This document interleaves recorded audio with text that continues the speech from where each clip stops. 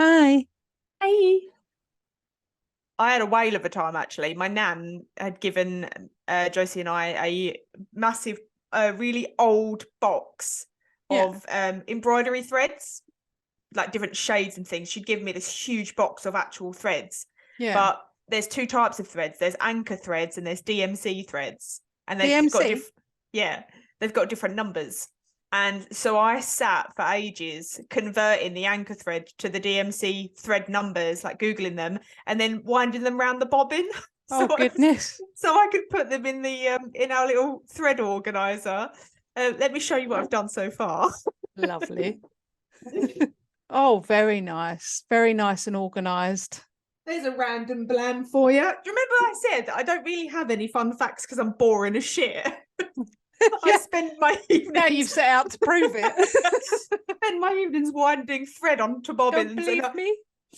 What made it even more exciting, believe it or not, is that some of the old anchor numbers, the ones that my nan had given me, were old. So then I had to convert the old numbers of anchor to the new numbers of anchor, and then the new numbers of anchor to the DMC threads. Honestly. Such a busy girl. I like the fact that you said what makes it even more exciting. I know. I mean, as if it wasn't exciting enough. Yeah, it's such a great time doing it. Josie's like, you don't have to do that if you don't want to. And I was like, excuse me. I'm having loving this. I'm having a great time. Random blam. I have everything for every situation that could possibly ever arise. You're like a nan, aren't you? My nan sent me a card the other day and I got it out and it said thinking of you on it. And I said, I bet she's had this card since 1974. Yeah. She's dug it out just for this occasion. Yep. I have everything like that. Yeah. Claire said to me the other day about being a hoarder. And she said, do you know what? You don't need to have something for every possible eventuality. And I was like, do you even know me? I was like, of course I do. When zombies come knocking at this door and I turn around to Claire and go, well, we had to sell my samurai sword, so don't know what you're going to do now. And all those out-of-date tins of food. I'll tell you what, that's Claire. She's like, no, don't believe in best before dates. Yeah, I'm the same. I don't really. That'll be fine. Yeah. Me and the kids are like, this is fizzy. It's like, shut up and eat it. Hello. I got some crisps out the cupboard the other day and I gave them to Josie and she was like, are they in date? And I was like, they're crisps. Of course they are. They're always in date. Gonna take any difference. And she's like, these are chewy and burny. Yeah. I had to throw them all in the bin. What about yours? Random blam. Random blam. Boom. I love to crochet and cross stitch. Blam. Yes, you do. Blam. I do. Blam. You do. And you're good at it as well, which Thank is you. fortunate, because if you were shit at it, but you still love doing it, that'd be awful for everyone. Yeah. I made you this. Be like, oh. Yeah. So I love to sing, but I'm share it, but I still do that. Yeah. You don't sing on the podcast though. So no, and you're all welcome for that.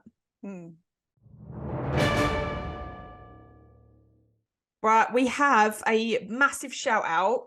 And apologies, it's delayed because we record quite a few in advance, so this is delayed.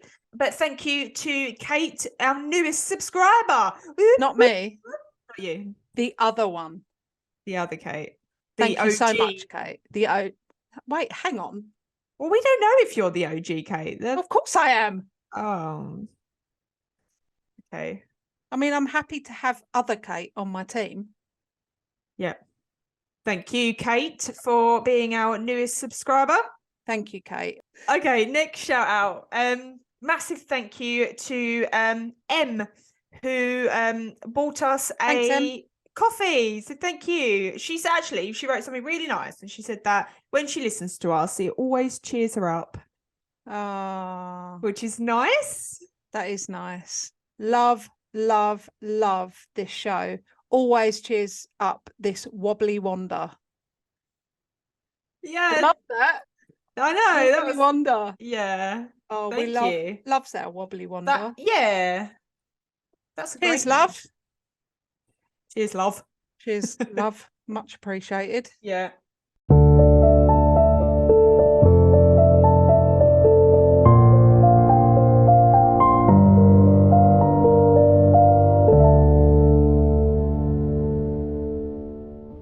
Morning. Morning. Morning. Well, it's somewhat afternoon, but we can't start changing it now, can we? Even if we're recording the evening, I'm still saying morning. Actually, Yeah. I don't say morning. I say morning. That's my one's morning. Yeah. Yours is more farmer-like. Because I'm up in Norfolk. Morning. Morning. I have set myself up to fail with this one. What? Oh, you'll love it and you will know it. Okay. But geez, it's hard. I'm I stressing myself out. I thought we'd agreed. No, it's not hard as in it's hard to tell. It's hard for me to physically get these words out of my mouth because they're hard to pronounce. Oh, yeah. Not because like I'm in the middle of a stroke or something. Yeah, not in case if it's a hard to listen to. It's hard to tell. Just linguistically. Linguinally. That was hard to say. I love linguini. It's hard for you to say. Oh, okay. It's hard, and you'll understand when I tell you the title. I'm really going to struggle with the pronunciation of pretty much the whole story. So my apologies.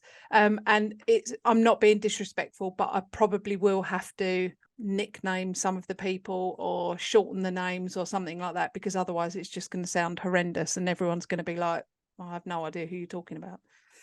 Like when I started to read Lord of the Rings.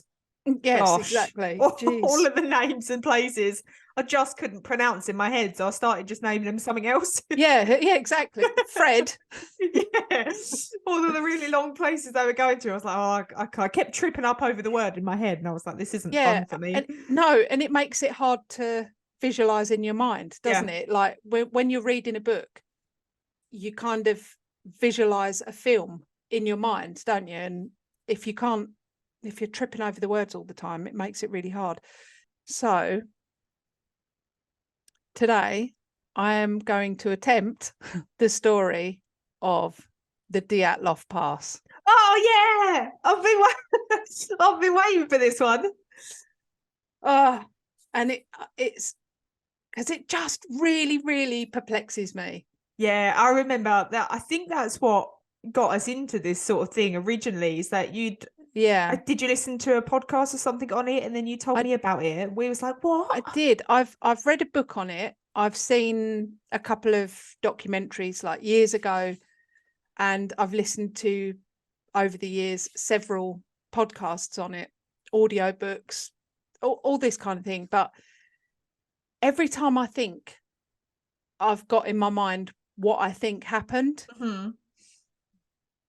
I kind of fight with myself, and I'm like, that couldn't have happened because it's this and this, and it's such a bizarre story. Yeah, and it's so controversial with what people think, and I'll do my best. I'll do my best, and hopefully it won't be too complicated, and you guys can tell us what you think. But yeah, I'll be interested to see what your views are on it, because it's a confusing one, and it happened quite a long time ago as well, so it makes it really difficult because there's not much sort of technology and things. And anyway, without further ado, the Dyatlov Pass incident. On the night of February 2nd, 1959, a group of 9 experienced hikers embarked on a journey to reach the peak of, this is the first one, Kholat Shalakal, sorry. The literal translation means dead mountain. So, and that's how it should be named. From now on, that's what I shall call it, in the Ural Mountains. And this is in what is now modern day Russia. So the group was led by Igor Dyatlov, and that So this place, the Dyatlov Pass, wasn't called Dyatlov Pass, but it's since been named after Igor Dyatlov, and he was 23. I mean, they were all super young. It's so tragic. Okay, so I'm going to go through the people that were in the group. Bear with me. We've just come up with this really good idea. I can't pronounce these names. That was all me. But you know, I was going to say I came up with it, so all me. All right. Sarah just came up with a really good idea, because I cannot at all pronounce these names. I've tried putting it phonetically. It just doesn't work. So there was Igor Dyatlov, and he was 23. There was Zenaida, who was 22. There was Rustem, who was 23. There was Ludmila, who was 20. Yuri Doroshenko, who was 21. Yuri Yudin, who was 21. There was Georgie, who was 23. Alexander, 24. Nikolai, who was 23. And the odd one out, Semyon, who was 38. So all of them were young grade 2 hikers, and they were adventurous souls. They had an absolute passion for exploration, and they were planning to do this trip to successfully get their stage 3 in mountaineering, which is the highest grade you can get.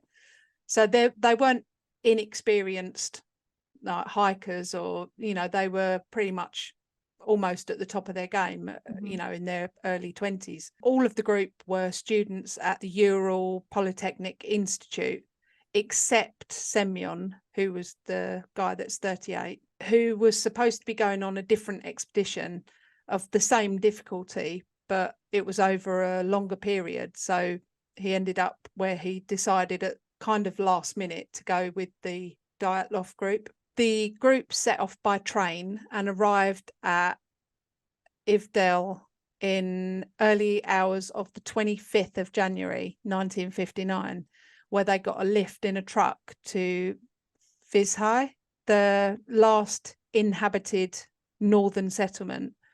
So they brought bread and prepared for like the next day's hike.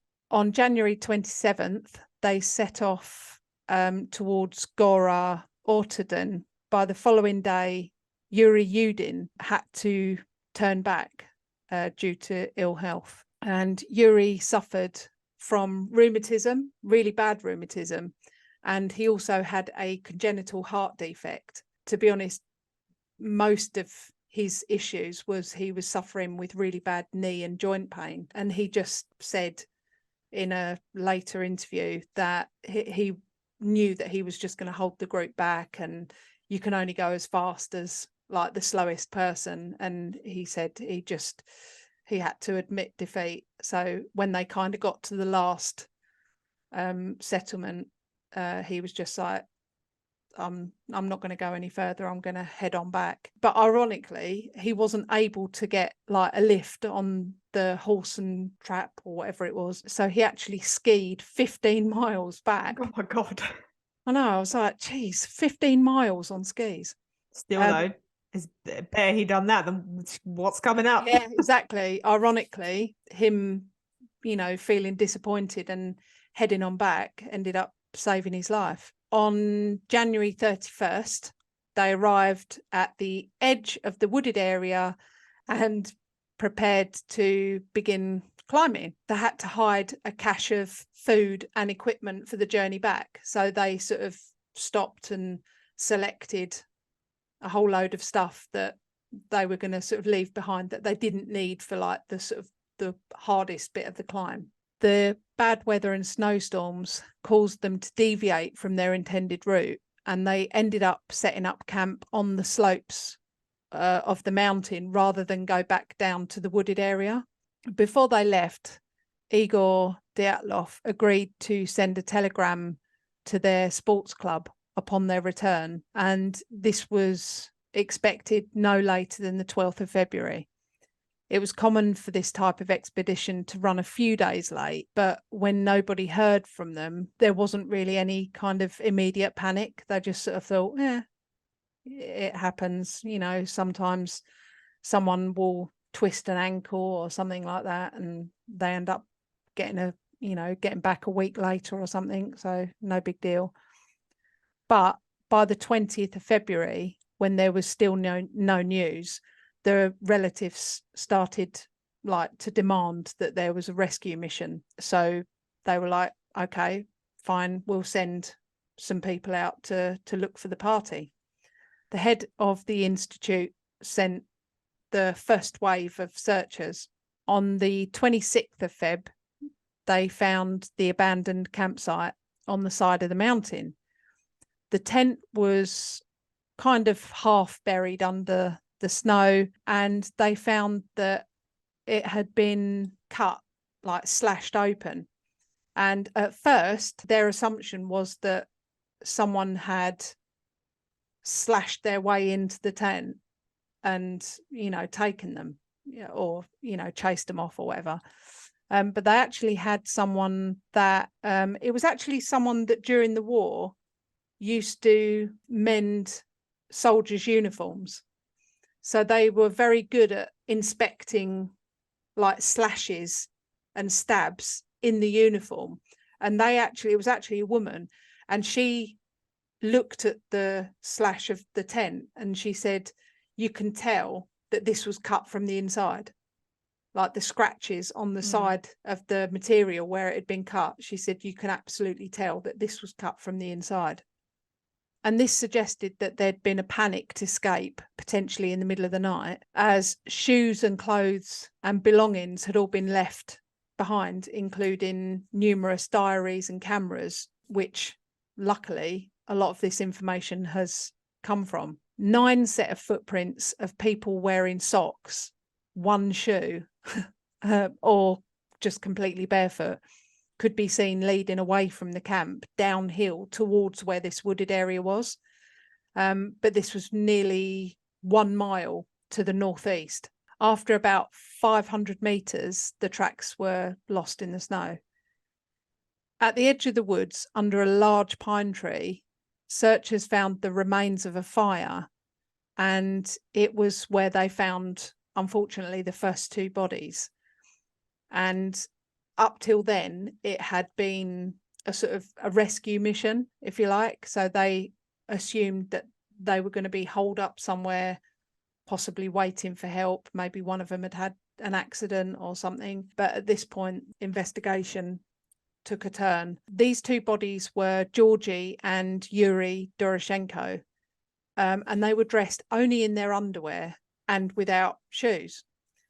Some of the lower branches had been broken off of the tree, suggesting that they had tried to make a fire, or perhaps climb up the tree to look for the tent, maybe. Between the tree and the campsite, searchers found another 3 hikers, and this was Igor Dyatlov, Zenaida, and Rustem.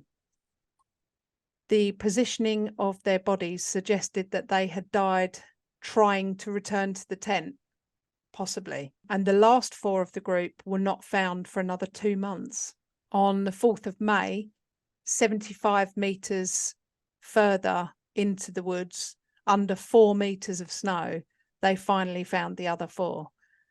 These hikers were wearing more clothes than the ones that were first recovered, suggesting possibly they had taken the clothes off of them, because not all items of clothing that they were wearing were theirs.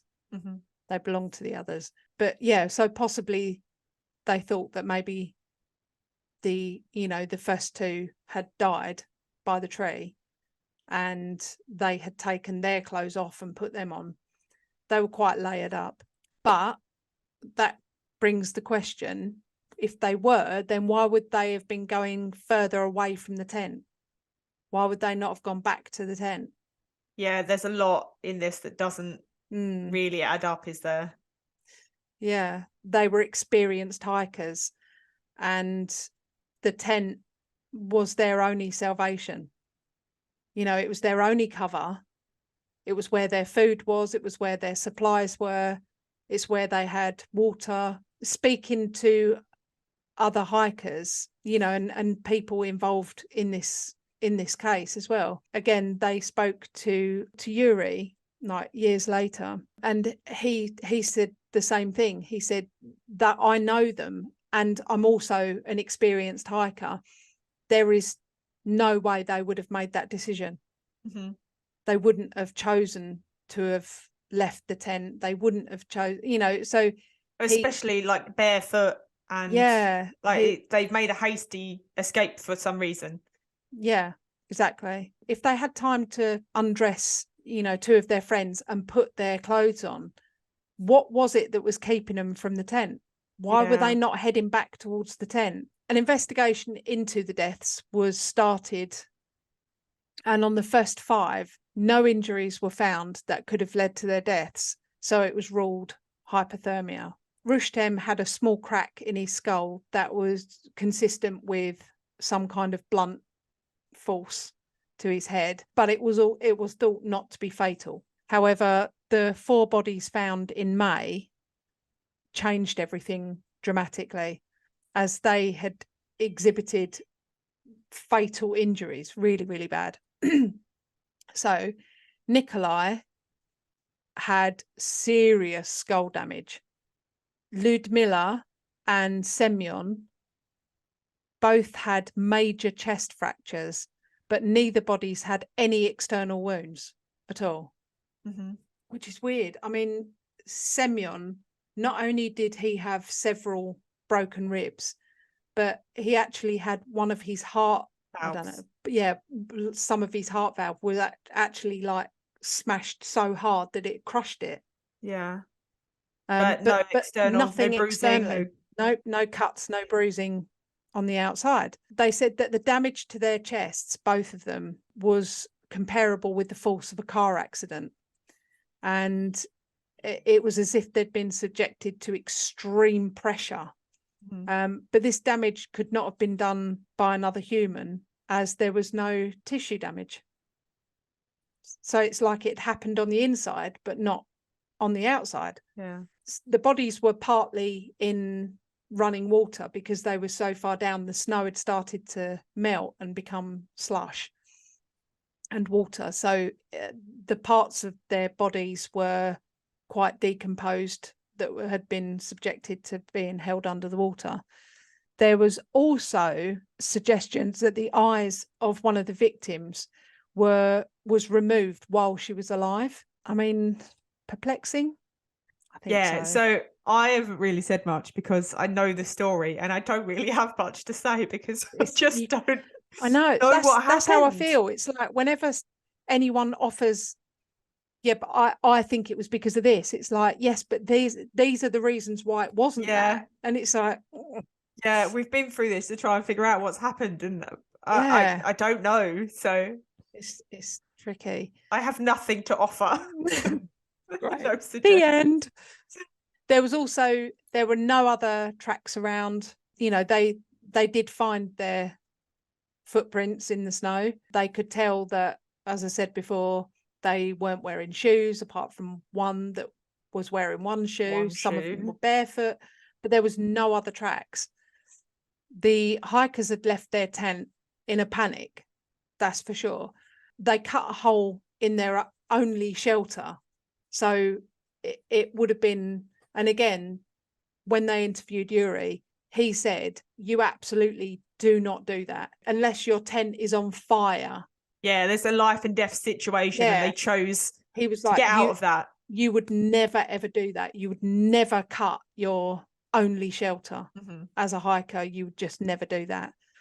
They must have been escaping, but from what?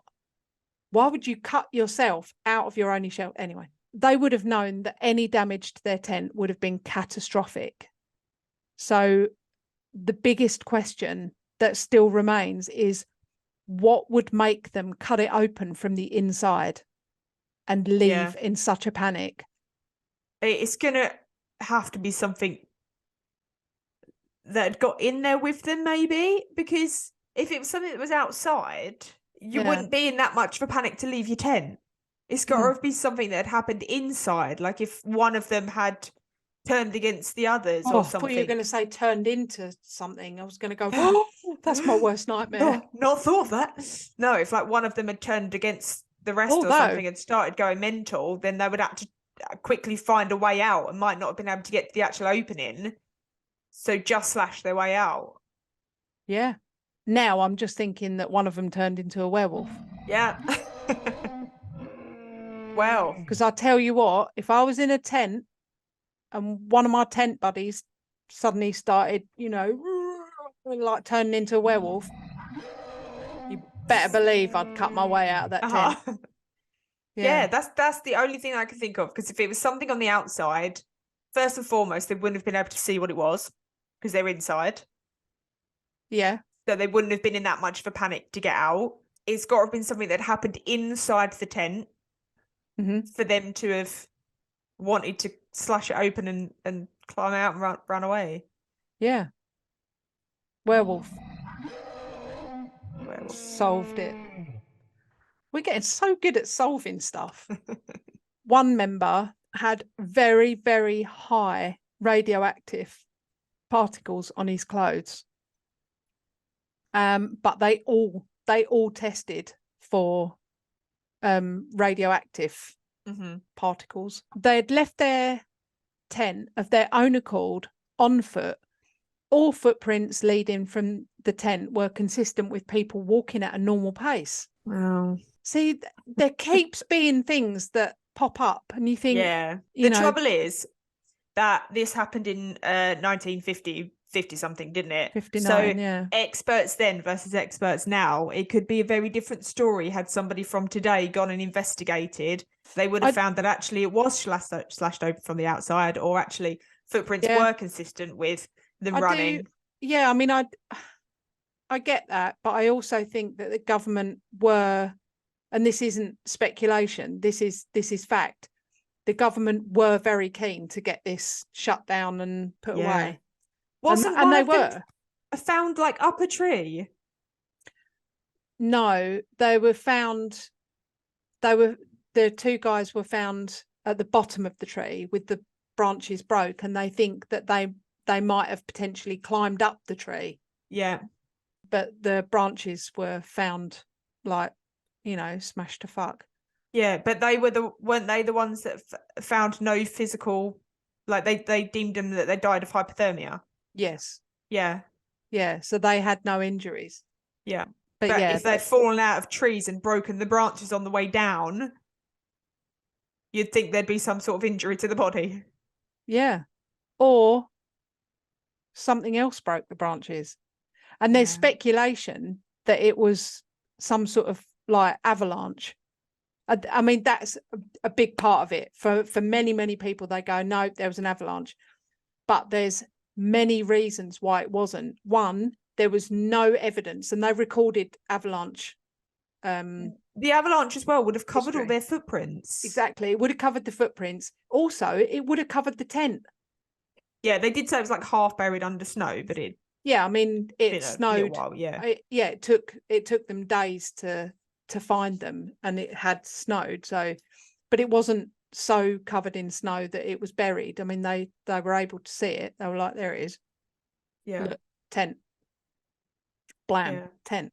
And the two bodies that were under the tree were only like a couple of inches under snow. If there'd been an avalanche, and an avalanche would have hit their tent, it would have smashed their tent to pieces. Yeah. In 1959, the conclusion was that they had died to a compelling natural force. That was their cause of death. So just remind me, natural force. 4 of them were found, and then they'd put down that they had died of... 5 of them that they'd died of hypothermia. Yeah. And the other 4, one was found skull bashed in. Yeah. 2 were found chest compressions. So a couple of them were missing their eyeballs. Yep. One of the women had no tongue. Ah, yeah, I remember that. So And they're saying that it wasn't bitten off. No, they're saying when the coroner looked, he said it wasn't consistent with the animals, rodents or something like that, eating her tongue. It was gone. Eerie, who was the only survivor, because he didn't actually make it to the pass, kind of plays with the idea that she was very, not opinionated, but he kind of suggested that it could have been that someone removed her tongue because she kept talking. Oh, really? So he said that I know her. Yeah. And that could have been a possibility that. To shut her up. Yeah. You know, almost, because none of the others did. None of the others had it. And that was the other thing, because they were all found together. There was a lot of talk of if it was animals that were eating their eyeballs and their tongues and things like that, why just that? Yeah. Do you know what I mean? Why just her? Why just that? The animals would have gone round and done that to all of them. Yeah, so, they'd have had a right feast. Yeah. But yeah, it was suggested that they believed that her eyes, because there was a couple of them that had their eyes missing, there was suggestion that their eyes were removed while they were still alive, which is blah, blah. Going back to what they said, the conclusion in 1959 was that they had died due to a compelling natural force. What the fuck? How can you label something as death due to a compelling natural force? What? Yeah, I mean, what would they have named it as, though? What would they have put down that had happened? I mean, I would have understood a bit more if it was due to, like, you know, an accident because they were in a snow avalanche. Yeah, but and they've then just that labelled it as doesn't. that. Yeah, but you know, missing eyes and tongues and. Yeah, but what is a compelling natural force? I guess that would be a like avalanche. That would be a compelling natural force. Would be an avalanche. Yeah, I know. I guess that maybe that's exactly what they've done then. But anyway, it was in 1959. It was case closed due to, you know, lack of a guilty party, and all documents were sent to a secret archive. Again, what the fuck? Yeah. Why would you send all the documents to a secret archive?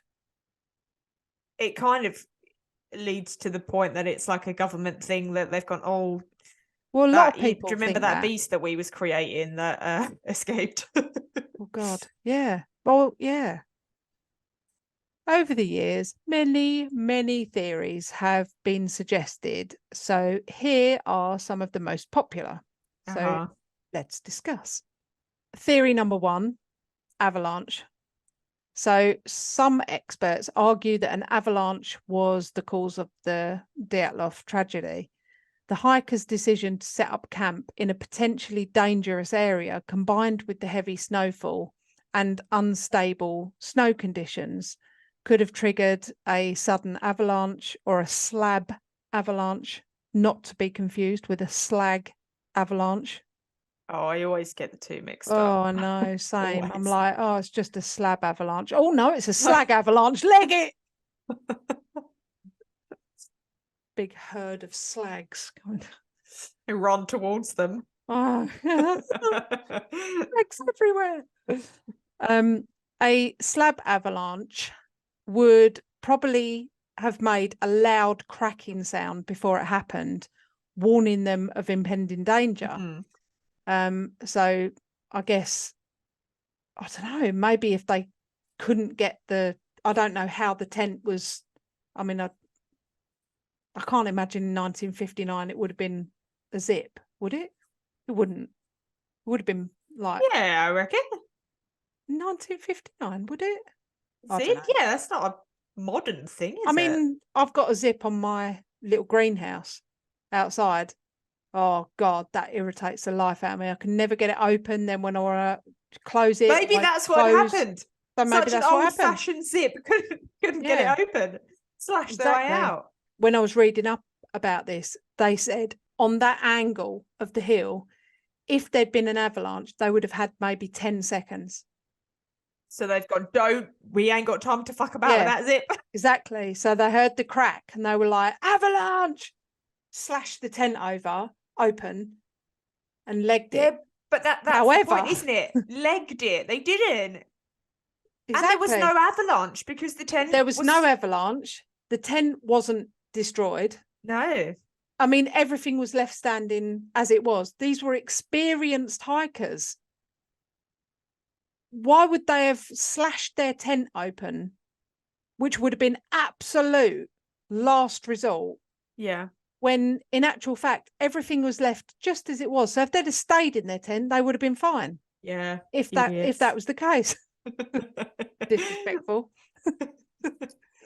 But yeah, so when they checked, when the rescuers turned up, there was no sign of an avalanche. Right. And so would they have slashed open their tent just because they heard a noise that they thought might have been an avalanche? No. I don't think so. No. Right. Not avalanche. So we're saying no. Okay.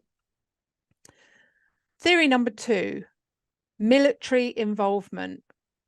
This theory speculates that nearby military presence, secretive in nature, played a role in the incident. Claims suggest that hikers inadvertently stumbled upon secret military testing, leading to their demise. However, there were no tracks anywhere in the area apart from their own. There were suggestions that Semyon was an agent who had been planted in the group, but he died as well. Yeah.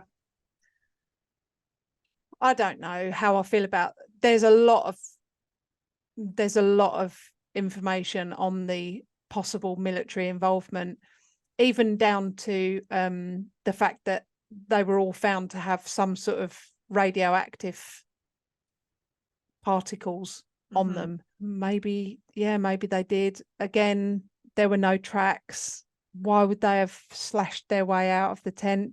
Maybe they didn't. Maybe you're right. Maybe we're hanging on to the fact that they slashed their way out. Maybe they didn't. Maybe someone did slash from the outside and say, get out. Yeah, because that just seems to make more sense. Yeah, I mean, Eerie said there's no way that they would have left the tent, not all of them.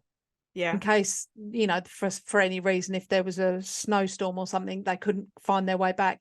And he said they certainly wouldn't have left barefoot or just in socks. You just wouldn't do that. The only way they would have left their tent like that is if they were being held at gunpoint. Yeah. And even he said that. I don't know how I feel about the military involvement. I think it's definitely a possibility. And yeah, but what kind of military involvement? Because although it sounds secretive, there isn't anything that could create what had happened to those people. The fact that their ribs and heart had been crushed, but their body was okay. Yeah. Well, I mean, but you don't know what they saw, what they were testing. Do you know what I mean? Maybe they were testing some sort of sonic boom nuclear cannon or something, and maybe, I don't know, maybe the guys that were under the tree, maybe they got hit with it first. Yeah. But then that doesn't explain why the others were wearing their clothes. Yeah. And they were all found with like massive head trauma, missing tongues, missing eyeballs. Go on, what's the next theory? Yeah, we'll come back to that. We don't know how we feel about that. I need to hear them all first. And then all right, I'll give you all the options. The next one is called Carmen Vortex Street. And this is a repeated pattern of swirling vortex. Well, that's like a natural occurrence. That's like a weather thing. So this is the name given to a form of infrasound, low frequency waves below the threshold of human perception. It has been proposed that it's been proposed as a potential explanation for the Dyatlov incident. Some believe that this is a unique combination of wind patterns and the mountain's topography created infrasound, which induced panic, disorientation, and irrational behaviour. Okay. Their behaviour has so far been certainly been irrational. To be honest, I don't know enough about that to argue it one way or the other. I mean, they could have gone bonkers, but again, how do you explain someone's insides being hit by a car, but not your outsides? Unless they stepped out of their skin, got hit by a car, climbed back in, and died. So, I don't know, if you've died of hypothermia, let's say, so your heart's not pumping the blood anymore, and then been hit by an avalanche, or like would that not create internal injuries, but not necessarily external injuries? Because you wouldn't have bruising. Don't know. Or possibly they did fall from high up the tree. Yeah. And if there'd been a force, it's not gonna scratch the skin or leave a visible mark. It's not gonna make the skin red because there's no blood pumping, and it's not gonna bruise, but it would still crack bone. But I mean, again, what's the chances of two of them going high up a tree, falling into snow? I don't know. Next is my favourite. A possible Yeti or UFO or some kind of other unknown creature. Yeah. Popular among conspiracy theorists, this theory suggests that the hikers encountered an unknown creature, possibly a Yeti, which led to their tragic fate. One of the photos on the camera found in the tent looked like it could be a Yeti. And I couldn't find the exact information on it, but I remember reading that I think it might have been Zenaida had kept a diary. And in one of the last, if not the last diary entry of hers, she put something like, now we know that snow people really do exist. And I haven't been able to find it since. And I don't remember where I read it, but it's just one of the things that's always stuck with me. What the hell was she talking about? Now we really know that snow people exist. What was that? Yeah. But yeah, one of the photos, it looks Yeti-like. And the last photo that was taken shows a sort of bright orb light in the sky. Personally,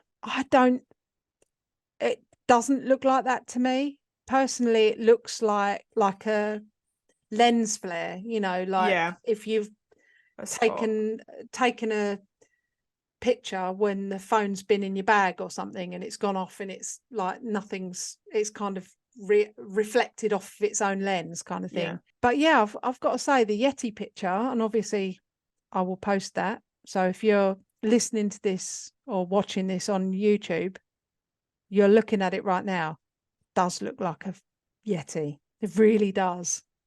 I don't know what it looks like, because I mean, it's incredibly snowy, so you wouldn't leave your tent barefoot. No, but I'll tell you what else, in that picture there looks like sort of two tracks. Can you see, like, going up to it, like it's been shuffling through the snow?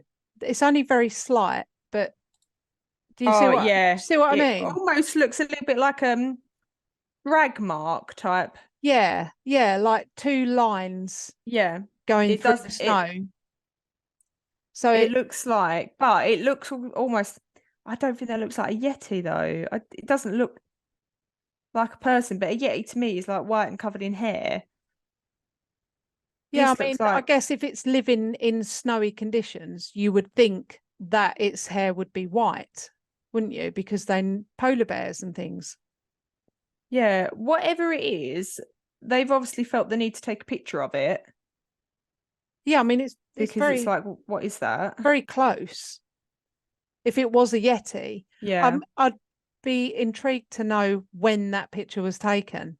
Yeah. Is it possible that the pictures fit in with being taken on that day that they died? Did they see that, take a picture, and then it flew towards them? Yeah, and the possibility of, was it aliens? That's a big thing as well. And there, with that in mind, there was also 2 other hiking groups that were quite away from Dyatlov Pass, and they said that they saw like rocket-like things going up in the sky, and they all stopped and were like watching it. Is it possible that that was some kind of military thing going off, you know, in the Dyatlov Pass, and maybe they got too close to it, or I don't know. Yeah, I think had it been some sort of military thing, I think their bodies would be a little bit worse off than what they were. I think potentially they would have cleared the whole thing. Why would they have left it in such mystery? Why would they not have killed them, disposed of their bodies, disposed of the tent? You know, it's a mystery. They've never been found. Wouldn't that have been better, I guess, for the military anyway? Instead of all this, you know, being found in such a state, of course people are going to ask questions. So that kind of then puts me off of that idea, because I think, well, why would they have left it so messy? It's the Russian government. Yeah. What other theories are there? Are there any more? One more is paradoxical undressing. So there's no disputing some of the hikers died from hypothermia, and the late stages of hypothermia can ironically cause people to feel like they're boiling hot and start to undress. However, some of the hikers had added clothing, which suggests that they were still able to make sensible decisions. So why were they out of the tent, and why didn't they go back to the tent? I don't get it. Because the 2 guys that were found, that they said possible hypothermia, were actually cuddled together when their bodies were found. So it was like they were trying to keep warm and that. So it's weird. There are other theories that have been suggested throughout the last 60 something years. Did they trespass on local sacred tribal ground? Is another possibility. Some people think because cutting tongues out and removing eyes is well, some people think that the Mansi tribe, they actually helped with the search apparently, and they are peaceful people. But some people think maybe the Mansi tribes attacked them because they'd done something that they shouldn't have done. But as I said, they're peaceful people, and the nearest Mansi settlement was 60 miles away.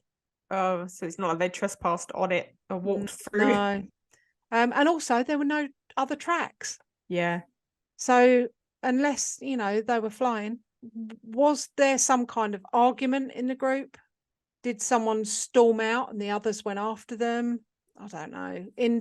Anyway, in 2019, the Russian government reopened the case, allowing a team of experts to examine new evidence, including medical records and the hikers' diaries.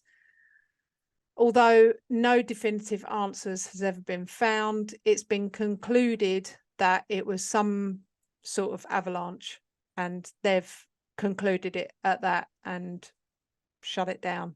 But was it? Yeah, because I mean, it some of them died of hypothermia, some of them died, it could have been an avalanche, but what sort of animals would be around that would say that the animals did eat the tongue and the eyes or something? You know, it's what sort of animals would be? They would have there. It was everything else. If it would have been something, why the tongue? Why would you like any animal? Why would you eat the tongue first? They'd eat their face. Also, one of the other things was apparently when they saw their bodies, they said this was like members of the family. They said that their skin on their face was very dark, not in respect of like, you know, like frostbite, not like that, but their faces looked like almost like they'd been really tanned, like by the sun. radioactive. Yeah, like burnt, like Yeah. cooked burnt, not like sort of frostbite like black, but they said their faces were very dark brown, like unnaturally dark brown. And they said, like, what could have caused that? Some sort of radioactiveness? Was it something to do with like UFOs or something, some sort of bright flare or flash or something? Oh, it's really perplexing, this one, because I really don't know what I think. I don't know. There's so many parts of it that I'm like, I think it's that. I can't tick all the boxes, but this is what I think. Okay, go. Is that they had to get out. Simple as that. They got out the tent, and then they thought, there's no point us going further. We don't have a tent now to stay in. We'll leave. Just, you know, ignore the fact they didn't have any shoes, but let's leave. And then they all started to die of hypothermia. And then all of the injuries were done post death. So could have been some of them were inflicted on an avalanche, but by an avalanche after they'd died already. I haven't decided yet why they would have left the tent with no shoes on. No. But the tongue could have been eaten by something, and so could the eyes, and the head injury and the crushes and things could have been an avalanche, but it would have been done once they were already died from hypothermia. How do you explain the broken branches in the tree? Avalanche. Yeah, but none of the other branches are broken. Selective avalanche. Just one slag that went off course. Yeah, I told you I hadn't ticked all the boxes. It's so confusing, isn't it? Yeah. I don't know. I do think I'll revisit this because there was a lot of information, obviously, that I haven't included, but it's a perplexing one. Yeah. Please let us know what you guys think, because I would be intrigued to hear your arguments for certain theories, all of the theories, or tell us of theories that you've heard of that maybe fit better. Or yeah. Personally, don't believe in the Yeti theory or the alien theory. I don't know. I'm swinging more towards your theory of one of them turned into a werewolf. Yeah. And they shit their knickers, slashed their way out of the tent, legged it, and it was probably dark because it was full moon. Yeah. Yes, it was at night time and it was full moon, and that one of them burst into a werewolf, and the others thought, oh shit, legged it. Yeah. And maybe got a little bit lost in the trees. Yeah, because once hypothermia takes hold, then nothing really makes sense, does it? Because you're disorientated and you're not thinking clearly, and you don't make decisions in your right mind because you're not in your right mind. So like the fact that you take your clothes off because you feel hot. So once hypothermia sets in, then everything else from then doesn't make any sense. Because you think, why would you take your clothes off? Or why would you go that way? Or why would they do this? But they're not in their right mind. Oh my God, I've just thought of something. Go on. You know Eerie left because he was feeling unwell. Yeah. What if he's the werewolf? Maybe, because he's suggested that he skied all the way down. Yeah, he did go with them. And he turned into a werewolf and he killed them all. And then he went back and went, I didn't go. I had bad bellyache.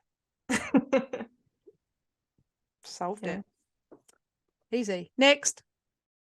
If you have enjoyed listening to our episodes, make sure you rate us and leave us a review on whatever platform you are listening. We absolutely love hearing from you guys. So you can also help support our show by donating to our Buy Me a Coffee link. We will make sure that you get a massive shout out and a big thank you in our next week's episode. You can also follow us on social media at Perplexed Podcasts. We're on Facebook, Instagram, and if you want to see more videos and blooper reels, subscribe to our TikTok and YouTube channels. You can also email us your stories at perplexedpodcasts@gmail.com. And you can find all the relevant links in the episode descriptions. Thanks for listening. Bye. Bye.